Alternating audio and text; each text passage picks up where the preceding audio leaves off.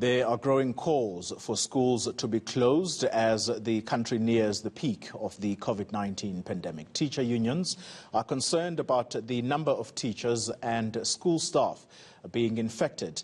Student organization Cosas is now joining the call. It says the grade 12 camps should be set up. Let's discuss this now. We are joined by Matakanye from the National Association of School Governing Bodies. Mr. Matakanye, thank you very much for your time. Suggestions being made that Cabinet might be considering shutting down schools by 2 to 4 weeks as the country goes into the COVID-19 pandemic. What are you hearing from your side? Good morning, Koli, and all your listeners. From our side, we agree, Koli, that all the grades can be suspended until that time. However, grade 7 and grade 12, they must be one way or another insulated to remain taught. The fact being that now grade 7 are going to high school next year, and grade 12s are going to university. And more specifically, grade 12s are writing external exam. And there is no way that the Department of Education can assess them internally.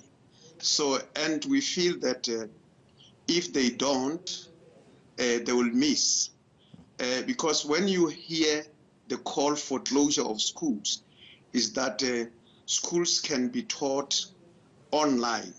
But schools that are very poor, schools that are in the rural, the deep rural, working class schools do not have those facilities.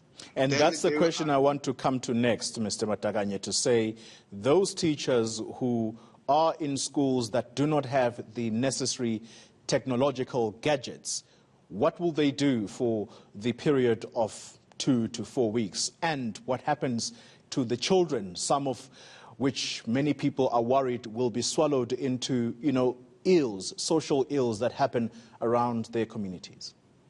That is our worry. That is really our worry, particularly the grade 12s, because some grade 12s, you find that they do it at the age of 19, at the age of 20. Now, if you are to say they must go for a year, then they will be 21, 22. They may not come back to school, and they would really feel that now they are older than those classes because younger children will be coming into those classes. So they will be really swallowed by the social ills, as you have said, Toli. And that's our worry. That's our worry. And particularly schools that I've already mentioned.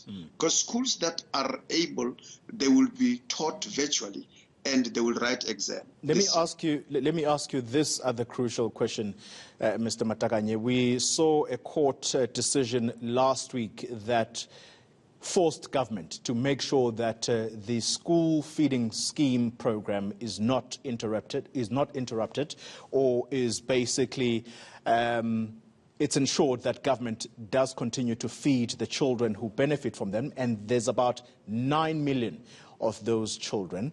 If the schools shut down, what is the mechanism that should be used to still make sure that those children get the food?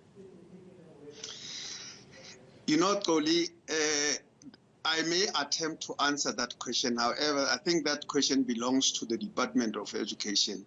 I may complicate things. But look, if options like drop-offs, and I don't know where would be the drop-offs, or the vouchers. And I believe if then those are some of the method that can be used, it will also ensure that now the congestion is really minimized. Because I believe the reason why there is this call that schools must close is that now the congestion and the coronavirus does not want congestion.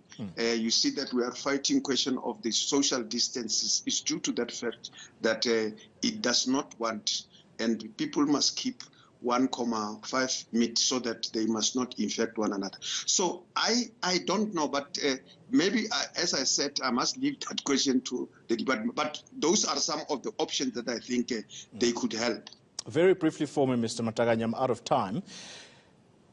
There's a concern that if teachers are treated differently from other public servants, whether you think of nurses, doctors, police, who are working under the same hazardous conditions, then this might demoralize these public servants who are also open to conditions of COVID-19. So basically the question is, why should teachers be treated differently?